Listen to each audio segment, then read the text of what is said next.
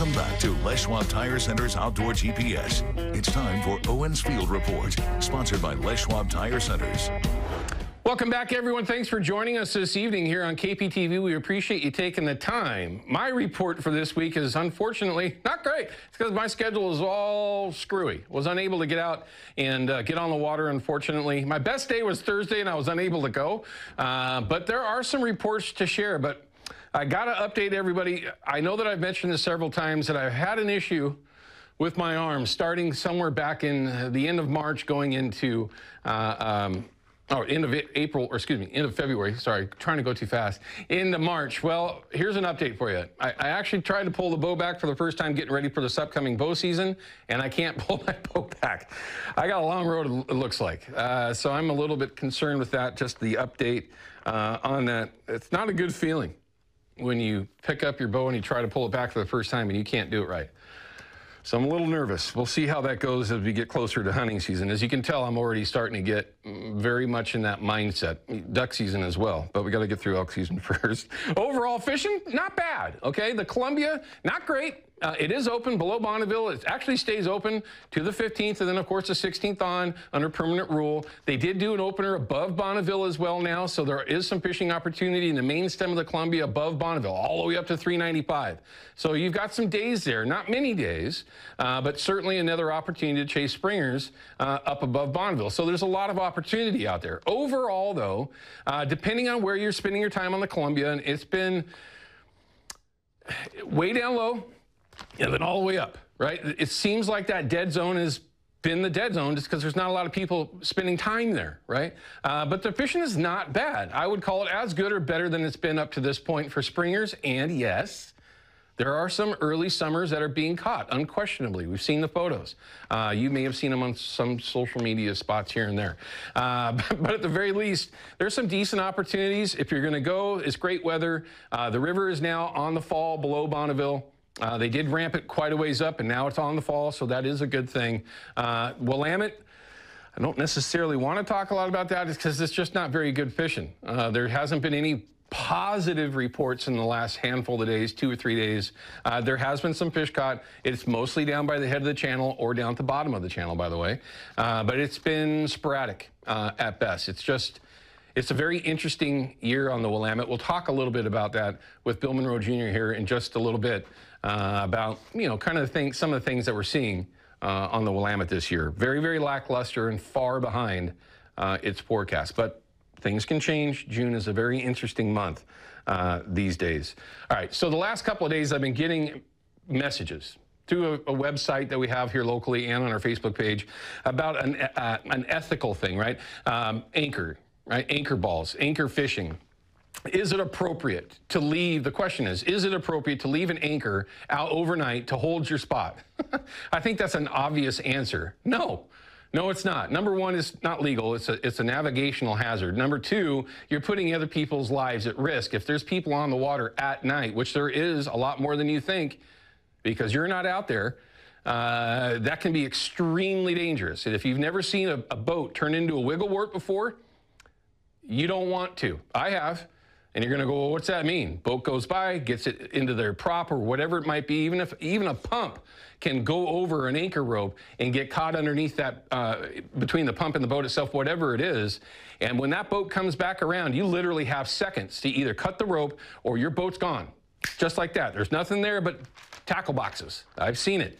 It is certainly something that you are not allowed to do. Number one, legally, but number two, ethically. You don't do that. You don't leave your anchor rope unattended overnight because you want to get your spot.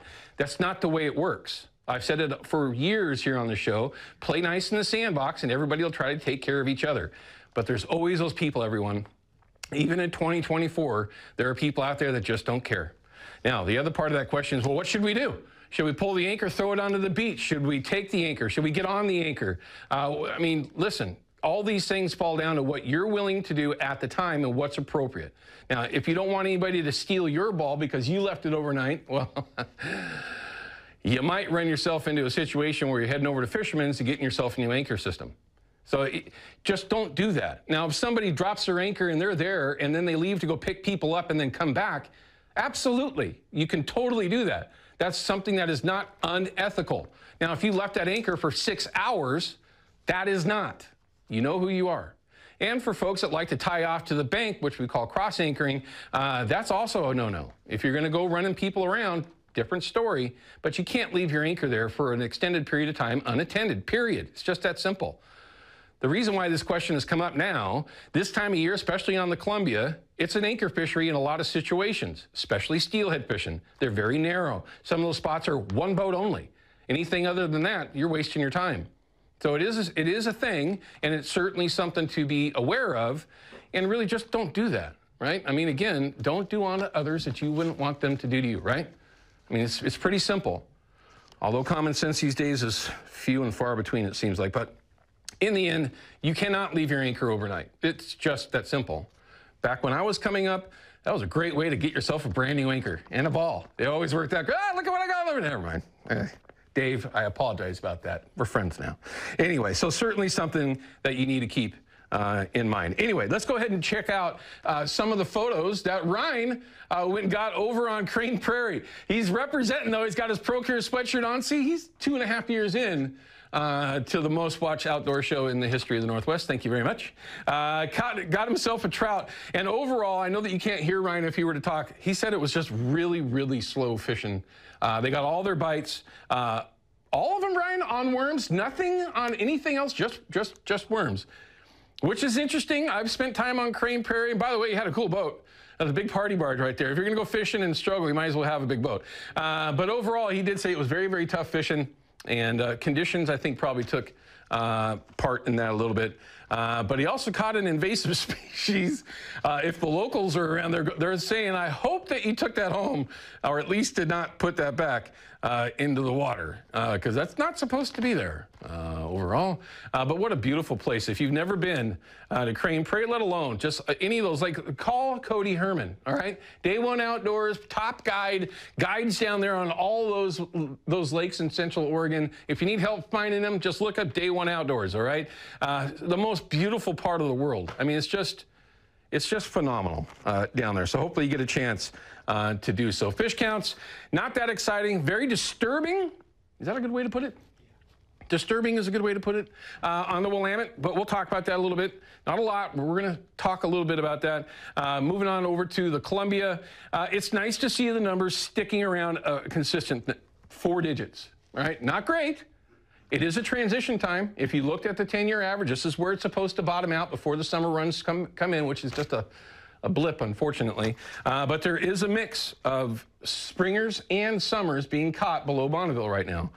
We've talked about this before. You can definitely tell the difference when you see one, but we don't have time to get into that now. Interesting numbers, though. Shad, of course, are ramping up. That hasn't even come close to being at its peak yet. And sockeye. Sockeye is going to be a thing. Ooh, they're forecasting over 400,000 this year. Hopefully I can get on them at least once, because they are phenomenal eating.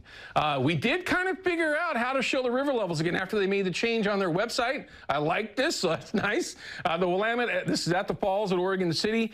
There was a significant bounce that actually comes from the Columbia, believe it or not, but it is now back on the fall, and you're going to see why when we show you Vancouver on the Willamette, or excuse me, on the Columbia here in a second. Turbidity did go up a little bit, but nothing. It's in the 3s. I'd still rather see it in the 7s, but it is what it is. Taking a look at the Vancouver gauge on the Columbia, you can see that it is starting to go back down now. Not all that fast, but it is ahead of schedule. And the turbidity on the Columbia, you know, it's still in the 7s, but that's perfect. I would rather have some sort of color in the river, if at all possible, quite honestly. And don't forget this one. This is turning into a thing. There's a lot of people that have been sending Jason Hambley over at Procure every single weekend to try to win themselves a free pack from Procure. It's easy to do. Send them an email, jason@procure.com. Make sure you put the dash in there. That turns out to be a thing, too. Oh, believe it or not. But yes, there's a winner every Monday, and they're contacted by Jason. So I hope that you're lucky enough to get in on that. All right, weather, Camilo Ortiz. Thank you very much for being here tonight. I really do appreciate it, and it's great to see you.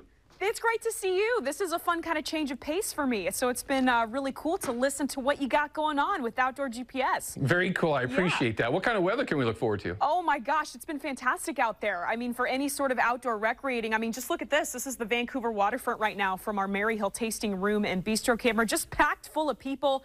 Temperatures in the upper 70s. So we did see the 80s once again today in the Portland metro area, but there's some sort of like jet ski show happening right now. They were doing cookies, donuts. Is that a thing on jet skis? I don't know. They're like jumping. Are you seeing this? Kind of cool. But lots of sunshine today for everybody. We had a lot of thin high clouds too. This is the view along the coast from our Discover Newport camera. Temperatures there, of course, much cooler in the mid 50s. But this was kind of a time lapse of the afternoon from our Shriners Hospital camera. So more of those thin high clouds kind of earlier in the afternoon. And then we saw more of that blue sky a little bit later on. So just gorgeous out there. Here's a look at where those highs ended up. So officially 83 degrees at the airport, a little bit warmer in Salem, hitting 87 degrees there. Very comfortable for our coastal communities. Highs ranging from the low 60s to the low 70s, and warm afternoon for Central Oregon with things topping out in the mid 80s. So tonight we'll be staying dry, just partly cloudy skies west of the Cascades. Those overnight temperatures in the low to upper 50s, depending on where you are. Urban centers, of course, a little warmer. Shower possible east of the Cascades. I've noticed just kind of a couple meandering in central and eastern Oregon, but most of us have stayed dry today. So here's the plan for the Portland metro area tomorrow. Clouds to start the day, kind of a mixture of clouds and sunshine, but generally clouds should be dissipating as the day goes on, and it will be a little bit cooler out there, mid to upper 70s. So a super nice Sunday on tap, and the pleasant weather just continues really through the next work week. Monday is going to be the warmest day of the next 3. Lots of sunshine Monday through midday and afternoon, and just kind of a mixture of clouds and sunshine for your Tuesday. So we'll keep the nice weather rolling for several more days. Very cool. Camilla, thank you very much for the good news. We love to have some nice weather. Hopefully everybody can get out and have some fun, and we'll see you on the 10 o'clock. Sounds great. Weather reports. Thank you very much. All right, everyone, we're going to cut to a break. When we come back, we've got a video we're going to show you. One of our newest sponsors here, Onyx Off-Road. It's an app that you can utilize to be, 1, safe, but 2, know when you should go off-roading and where, and when you should get back, right? Can your vehicle actually do it? It's a very interesting app, and it's something that you may not have seen before until now with us at Outdoor GPS. We'll be right back. Outdoor GPS is brought to you by P-Line, because we fish, by Hawken Fishing, perfection in fishing gear, and by Haxton's Canvas and Upholstery, the trusted name of the Pacific Northwest.